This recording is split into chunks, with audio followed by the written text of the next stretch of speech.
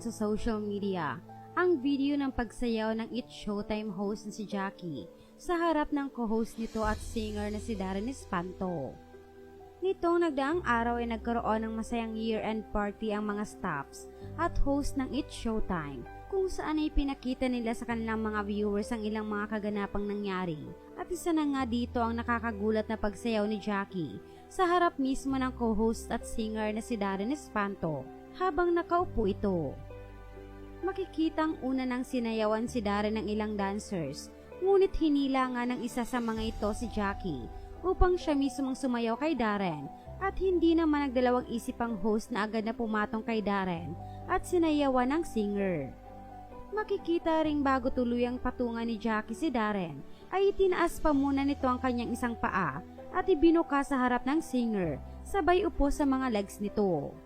Ilang segundo nga lang ang itinagal ng pagsayaw ni Jackie habang nakapatong kay Darren at kagad din sana itong aalis, ngunit muli siyang hinila ng isa pang kasamang dancer, kaya naman sinabayan na lamang nito ang tugtog, sabay yakap at bahagyang halik sa parteng leeg ni Darren. Labis naman ang naging hiyawan sa loob ng kanilang venue, na tila ba tinutokso ang dalawa sa isa't isa, na ayon naman sa marami ay wala naman umanong masama dahil alam nilang parehong single ang mga ito. Matatandaan kasing ilang buwan ding nag-move on si Jackie sa breakup nila ng kanyang ex-boyfriend, habang si Darren naman ay walang nababalitang inililink sa kanya ngayon pagkatapos kay Cassie Legaspi. Kaya naman todo support ang ilan para sa dalawa kung sakali man umunong may mabuong mas malalim na relasyon sa mga ito, bagamat medyo malayo rin ang agwat ng kanilang mga edad. Si Jackie kasi 30 taong gulang na, samantalang si Darren naman ay 23 taong gulang.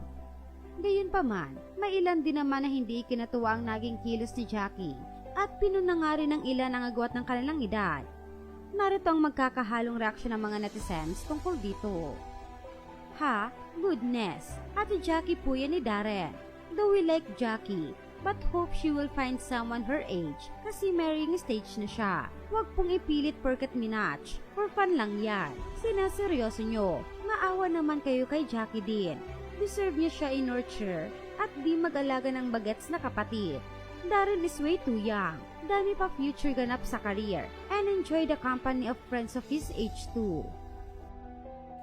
Okay lang kahit malaki ang age gap nila. Basta mahalaga, magkasundo sila sa lahat ng bagay. Mukha namang mabait silang dalawa.